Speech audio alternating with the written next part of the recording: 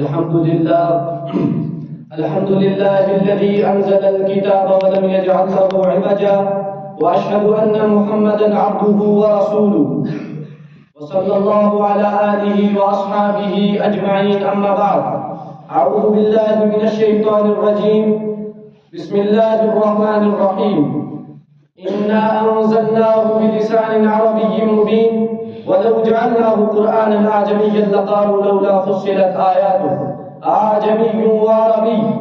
يا أحبائي وزملائي، إني أتوق وأشتاق إلى موضوع هام في هذا المجلس المبارك الذي يكون محببا لدى البشرية كلها، وهو الحديث عن الدستور الإلهي الذي أنزل من فوق 7 سماوات، فأرجو منكم الالتفات والاستماع.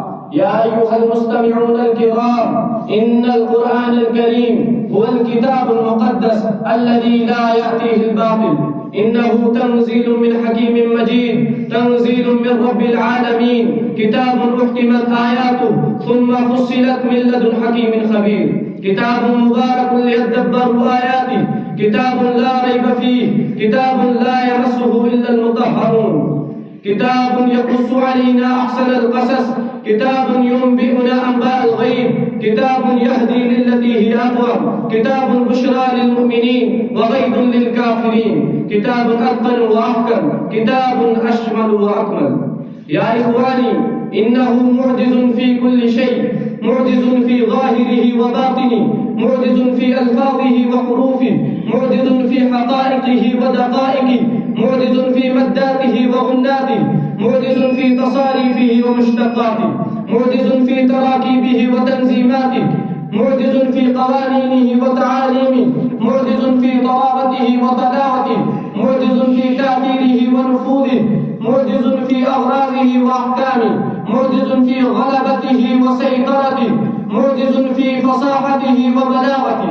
إنه معجزة كبرى، معجزة حية، معجزة باقية خالدة، معجزة باهرة، معجزة صافرة باهرة، معجزة لا تفند أبد الدهر، إنها معجزة أعجزت فصحاء الإنسانية وبلغاءها وحكماءها عن مبارزتها، معجزة زادت المؤمنين إيمانا وزادت المشركين ركسا، معجزة أنجحت وبلغت الذين آمنوا بها إلى مرامي عالية من الوجاهة والرياسة ومن السعادة والهناء، وأهلكت الذين خالفوها عارضوها إهلاكا تاما، كما قال تعالى: فما بكت عليهم السماء والأرض وما كانوا منظرين.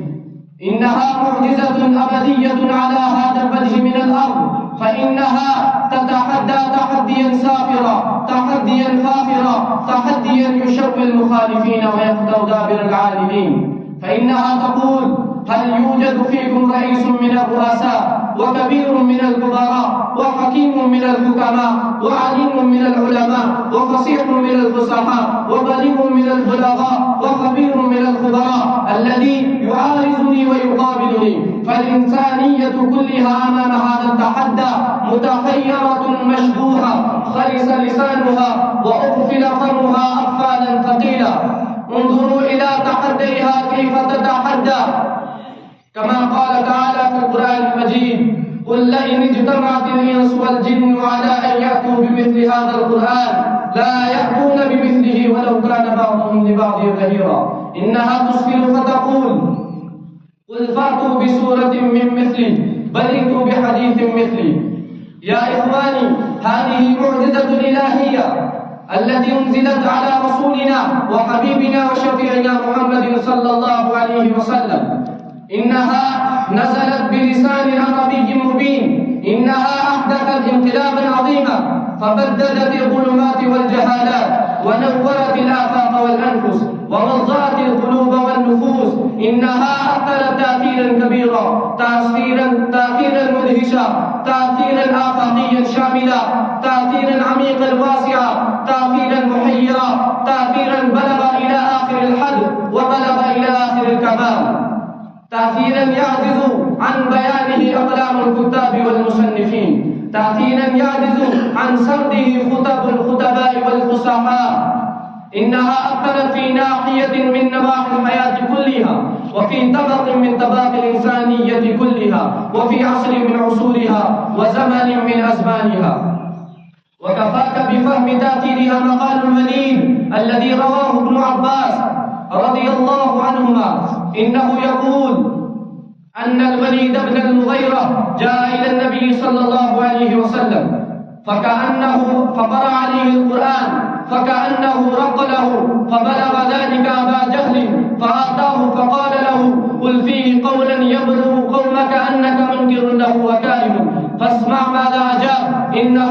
إنه قال: ماذا أقول؟ فوالله ما فيكم رجل أعلم بالشعر مني، لا برجزه ولا بقصيده ولا بأشعار الجن. والله ما يشبه الذي يقوله شيء من هذا. والله إن لقوله الذي يقول لحلاوة، وإن عليه لطلاوة، وإنه لمثمر أعلاه مغدق أسفله، وإنه ليعلو وما يعلى عليه، وإنه ليختم ما تحته. يا إخواني، محمد رسول الله عليه صلاة الله هو سيد الكون، سيد الإنس والجن، هو رسول صادق وإنسان كامل. أنا مؤمن برسول الله محمد العربي صلى الله عليه وسلم. أنا مؤمن برسول الله محمد العربي صلى الله عليه وسلم، هو رسول صادق وإنسان كامل، له حب، عليه نزل كتاب الله القرآن الكريم، له حبي، له طاعتي، عليه نزل